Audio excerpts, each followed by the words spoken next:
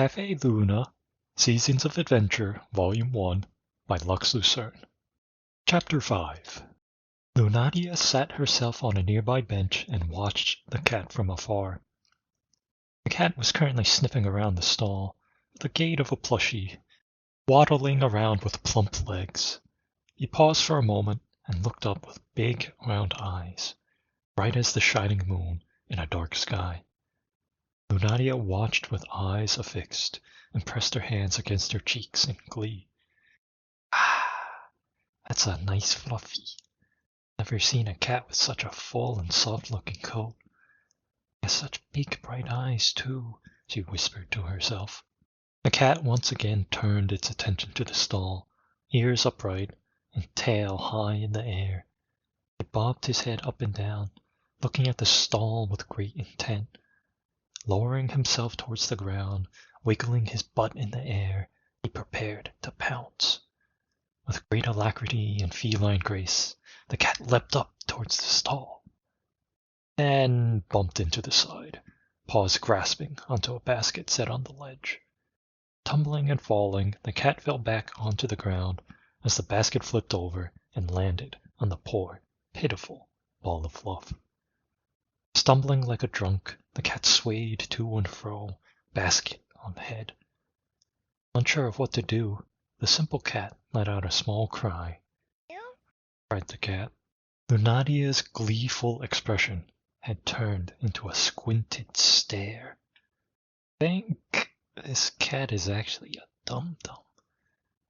Such a little simpleton," she muttered. "Better go help him." Lunadia swung out her legs and in a smooth motion rose to her feet. But just as she began to approach the helpless ball of fluff, a large man charged towards the stall. He had a ragged, greasy hair, jawline square like a brick, and a big nose like a bulb of garlic. He was garbed in furs of some beast, and carried not one, but two crude rectangular door-like shields upon his back. Muscles bulging, chest thick as a tree trunk, he dashed towards the stall like a stampeding beast, and kicked the poor simpleton cat into the air. The cat let out a cry as it soared, spinning through the air, before landing with a punt onto the ground. "Meow," the cat cried. Slapped his hand onto the wooden counter of the meatball stall and burst into a raucous fanfare. "Ha ha ha! Worry not, Somji has sent that basket monster packing. None shall do harm to my favorite meatball stand," cried out the man. "Master Joseph, I'll take 3 orders of your finest meatballs." Without hesitation, Lunadia sprinted towards the pitiful cat, wand in hand, cloak billowing behind her. She scooped up the ball of fluff with the greatest of care and cradled him. The cat let out a sad, quiet meow as he laid in her arms in pain. There, little one. Make you all better in a moment," Lunadia whispered. Big, shining circles looked up from this ball of soft fluff, black as the night. It was not unlike a coal sprite, except with a fluffy tail and ears. Still, watching Lunadia with utmost focus, the young woman clutched her wand to her chest and closed her eyes. Taking a deep breath, her face softened, and she began to speak a quiet incantation.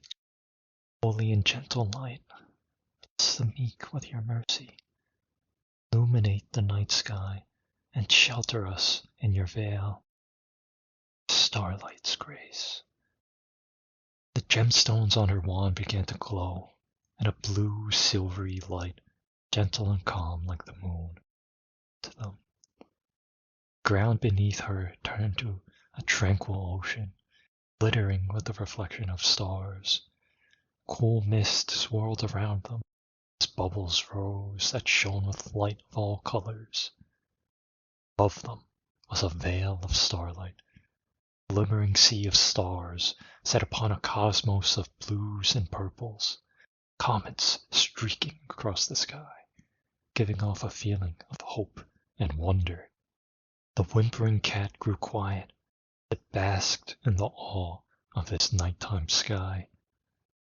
Lunaria rocked the cat like gentle rolling wave, wrapped in a blanket of holy light. The spell lasted for but a few moments, washing away any pain the cat had. The light let out a burst, fading into twinkling starlight. The cat turned his head with big bright eyes and slowly blinked at Lunaria, closing them again and nuzzling his head against her, purring quietly. "You love me already?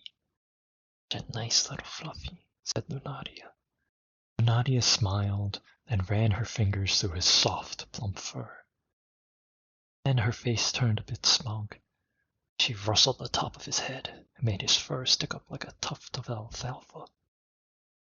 Tucking her wand away, she held him up from under his arm, all the fluff growing long, and let out a giggle as she gazed upon the simple but happy look on his face. Lunaria then turned him around and held him close to her chest. Standing up, her expression turned intense. Her eyebrows scrunched and her eyes narrowed as she walked towards the meatball stall. The barbaric barrel of a man was standing there eating an order of meatballs, with the others in a bag. "Excuse me. I'd like you to apologize," Lunaria said in a firm tone. "Kicking a defenseless animal is wrong." Zomji choked on his food a bit and turned his head, wiping his mouth. "What animal? You mean that monster you're holding? You better be careful, missy. That there is a haunted basket monster," Zomji replied with all seriousness. Lunaria slapped her palm onto her forehead. The cat looked up and watched, bonked his head onto the hand Lunaria held him with, too. "This is a cat. No, the curious little animals that people keep as pets in their houses. The basket had fallen on him while he was trying to jump up onto the counter," Lunaria explained, confounded yet patient. "I've never seen a cat before. I don't have a house. I live in the woods," Zomji replied, lowering himself to look at the creature more closely. "I don't know what you're all in a huff about. I was just protecting Master Joseph's stall. This cat seems fine anyways." "That's because I healed him," Lunaria said, shaking her head.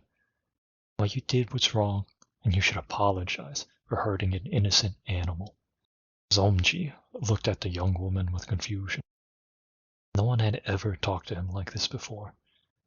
He puffed out his chest and snarled. "Why should I?" Zomji replied, his figure looming as he looked down on Lunaria. "It's always been survival of the fittest." "Would you mind putting down your food for a moment?" Lunaria said with an innocent smile. Zomji squinted his eyes at her, then placed his dish of meatballs on the stall counter. "Thank you." "It's not good to waste food," said Lunaria. One swift movement, Lunaria reached to her hip, twirled her wand between her fingers, and summoned forth a bow of frost.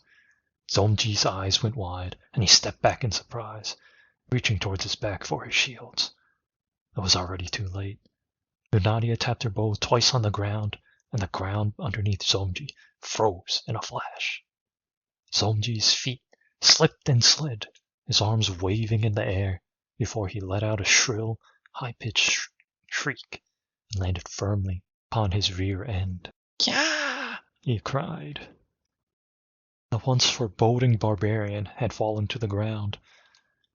In comparison, the silver-haired maiden now stood towering over him, as if reaching to the sky. She smiled and tilted her head in a playful manner, but her eyes cut with an intense icy cold. Never before had Zomji encountered such a foreboding presence. He felt a chill surge throughout his entire body. He shivered. "My goodness, you should be careful where you stand. It gets very icy here in the winter," Lunaria said with a cheeky grin, dismissing her bow and tucking her wand away. Her smile faded, and she glared at Zomji. her gaze freezing him in place. Cat, still in her arms, looked down at the man, tilting his head. Now then, I want you to listen carefully. You can do that, can't you? Zongji nodded his head rapidly, staying silent. Now then, this cat was just hungry, and he wanted a meatball. He's harmless, and you shouldn't hurt innocent animals like that, Lunadia said in a firm and fair tone. Have you ever been hungry before? Zongji's eyes became downcast as he thought. He had been hungry before. Many times. His shoulders slumped forward as he shrank in shame. When you do something wrong, you apologize, Lunadia continued. Do you understand? Zongji nodded slowly, and he stared at his feet with a blank face. Good. Now stand up and apologize, said Lunadia. Zongji rose to his feet and bowed deeply, arms at his sides. I'm sorry, miss, that I hurt a defenseless animal, he said quietly. Good. Now apologize to the cat, Lunadia said with a nod. Zongji lifted his head and looked at the cat. He scratched his head, unsure what to do. The cat looked up at him with curiosity, eyes bright and shining. Zongji reached over to the stall and skewered a meatball with a toothpick before lowering himself. He offered the meatball to the cat. I'm sorry, Mr. Cat, that I hurt you. I acted too quickly and didn't realize you weren't a monster. I understand what it's like to be hungry, Zongji said, his eyes moist. The cat stretched his nose forward and sniffed, and looked up at Lunadia, unsure. It's okay, little one. He's apologizing, Lunadia whispered softly, stroking the top of the cat's head. The cat stretched forward again, sniffing the meatball with his little nose. He licked his lips and picked it up with his mouth. Bigger, he ate the meatball, smacking his lips in satisfaction. Then the cat reached out with a paw. Zongji's hand. The paw was soft and warm to the touch, like a little blessing. The cat cried before taking his paw back. Still, as he looked at his hand, the cat had just patted him. He's forgiving you, Lunadia said, the warmth returning to her voice. It is precious, but it's even better when you share it. Zongji pulled his hand back and placed his other hand where he was touched. He nodded, still quiet. Lunadia looked over to the counter. The dish she was eating from in a to-go bag. Placed the cat on the counter, then picked up the food and held it out to Zongji. Go on, go eat with your people before it's cold, Lunadia said with a warm smile, as if serving a customer. You gotta eat it while it's hot. Zongji took the food silently. He bowed his head to Lunadia, then the cat, before walking away. Oh, and watch out for any ice. It's slippy, Lunadia cried out with a cheeky grin. Lunadia turned back towards the stall and found the cat being petted by an old man from behind the counter. He had a scraggly bushy beard, and eyebrows to match that nearly covered his eyes. Hair was dusky white, with a shiny dome on top. Wore a headband along with a simple white shirt with an apron around his waist.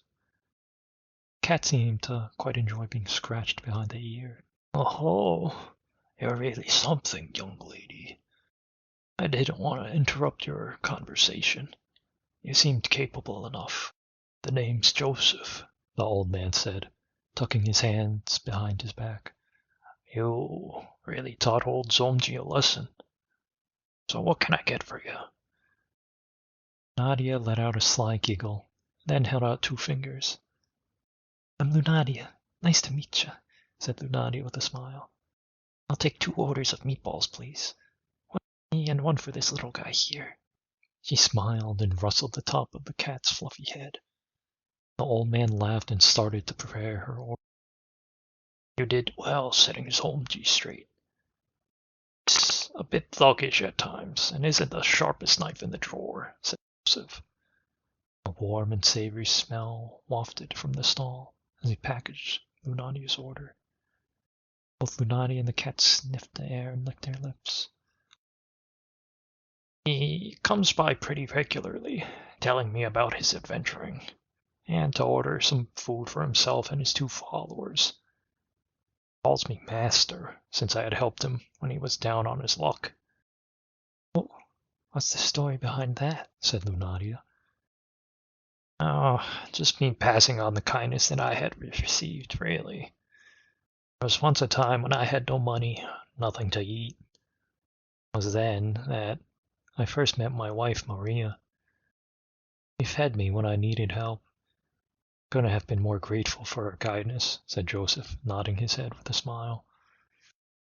One day, Zomji showed up in front of me, dirty and hungry, and I treated him to a meal, just like how my wife had helped me.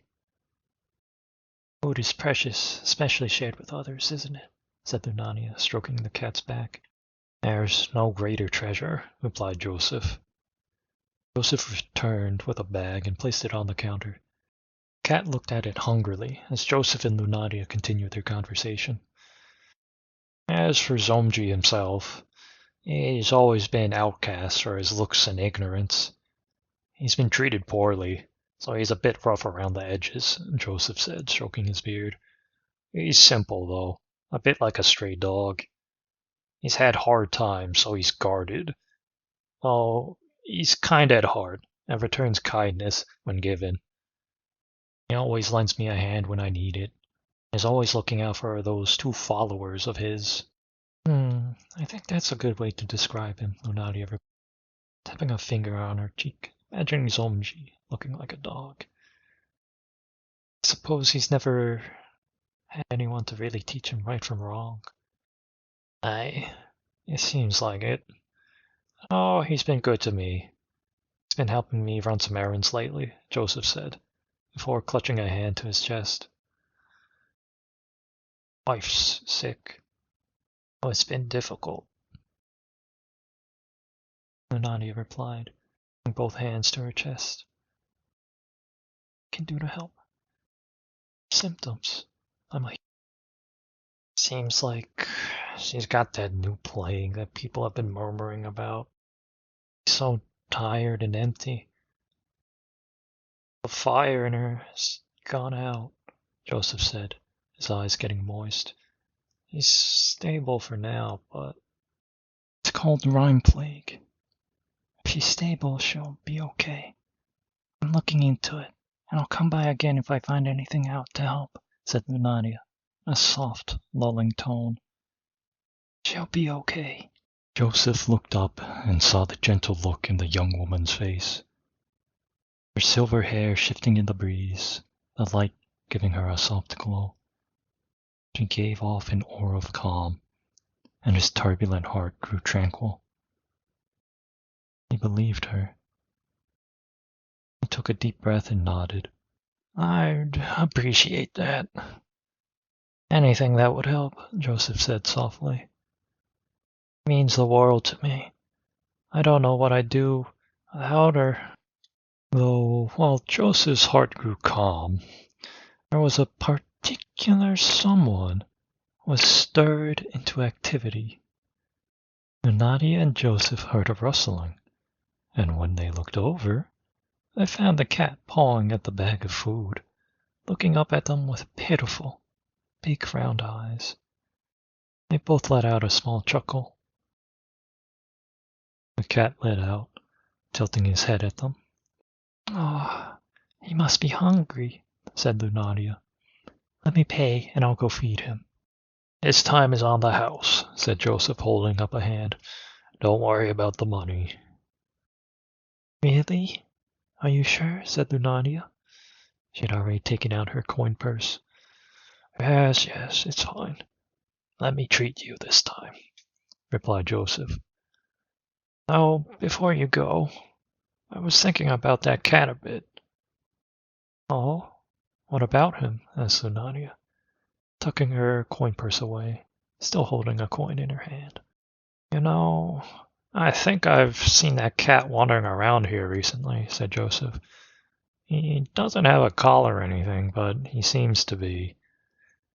He looked at the cat and laughed. Well, he's certainly not some skinny stray cat. He's very round and plush and must have been eating well at some point in his life, he said, continuing to laugh before settling down. Oh, since he doesn't have a collar, and he's been wandering around here, he might have been abandoned. Maybe you should take him in. You look like you'd take good care of him. My goodness, who could have abandoned such a nice cat? He's so soft and gentle and nice, said Lunaria in surprise. I'll think about it. She looked down at the cat, and he looked up back at her. Then he reached out his little nose towards their order and sniffed. Here, said the cat. Must really like the smell of those meatballs. They certainly smell delicious, said Lunania, taking a deep breath of the warm smells. Well then, we better go eat while they're still hot. Have a nice day, mister. Lunania picked up her order and tucked it into her bag.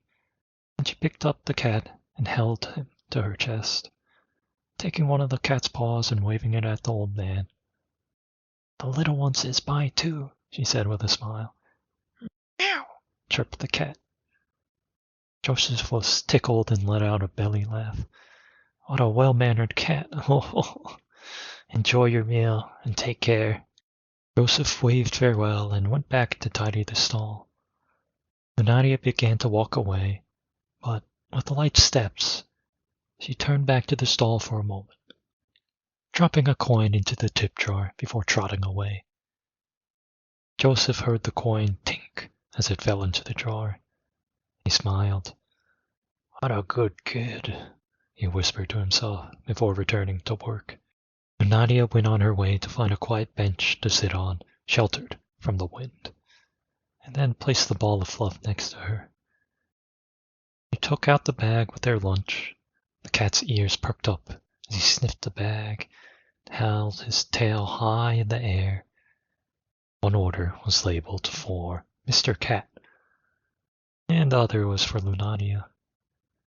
Lunadia uncovered the first order and found it had just plain meatballs with no vegetables or spices. She picked up a meatball with a toothpick and blew on it. Steam wafted off of it, and the cat licked his lips in anticipation. Once cooled, she held it out to the cat, who sniffed it, licked it, then picked it up in his mouth and gave it a chomp. Lunadia pet his fluffy ears that were upright and alert, then placed the dish next to him. Be careful, they're still a bit hot. I hope you enjoy it lots, Lunadia said to the cat. She smiled at him and got her order of meatballs out. This one had chunks of vegetables mixed in the dish alongside the meatballs. They didn't have anything particularly special or exotic about them, but they smelled savory and delicious. They were served with a brown gravy with just the right consistency, thick enough to coat the meatballs, but not so thick that it's pasty. Nadia held one to her mouth and gently blew on it, watching the steam swirl into the breeze, now filled with fluttering snowflakes. She took a bite. Her mouth was filled with a rich and warm flavor.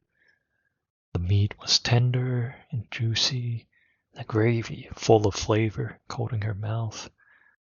Lunadia closed her eyes, savoring the flavor, analyzing each note like a symphony of taste. It's not like something you'd eat at a restaurant, but something homey and simple, full of warmth and nostalgia. The savory flavor was hinted with black pepper, and added the taste of fresh fruit and vegetables being boiled down into the broth. A slight creamy, buttery flavor of a golden potato, the bright fruitiness of a carrot, and the rich, syrupy sweetness of a yam. She swallowed, feeling a wave of warmth and relaxation, like all the tension in her body being washed away by a hot spring. As she opened her eyes, a black shape was situated close to her face, with fluffy paws perched on her arm. The cat was licking his lips and looked between her and the remaining meatballs she had, occasionally sniffing the air. Lunadia looked down at the dish she had set down for him, and it was licked clean. The cat looked up at her with his big, bright eyes and tilted his head, letting out a questioning sound. "Meow," said the cat. "Well, when you look at me like that, I can't help but share with you," said Lunadia with a laugh. "How did you finish all that so fast? And you're still hungry? Such a fat little fluffy." Nadia rustled the top of his head and held out another meatball to him. He stood up on his back legs, raising himself ever so slightly, and ate the meatball off the toothpick bit by bit. After finishing it, he crawled into Lunadia's lap, curled into a ball, and nuzzled his head against her belly, purring softly. "Wow, so civilized. Can eat off a utensil. Maybe I'll have him eat at the table with me at home," Nadia whispered to herself, imagining the cat sitting politely with a bib around his neck. Oh, with that thought, she was reminded of her father and felt a wave of sadness. Placed a hand on her cheek, tilting her head, teared up for a moment. Then she took a deep breath and shook her head, petting the cat's plush fur in slow strokes. He purred and started to knead his paws on her belly like making biscuits. "You really are such a nice kitty, but," he whispered. He let out a sigh and decided to focus on the moment, enjoying her lunch with the company of a particularly fluffy cat. There they sat together on the bench, sheltered from the wind, watching the swirling snowflakes dancing in the breeze. She sat there for some time, finishing her lunch and enjoying this simple, quiet moment. The air was chilly and had a slight nip as it blew towards her, but she still felt a deep warmth. Stroking her fingers through the cat's soft fur, touching the snow, she felt at peace.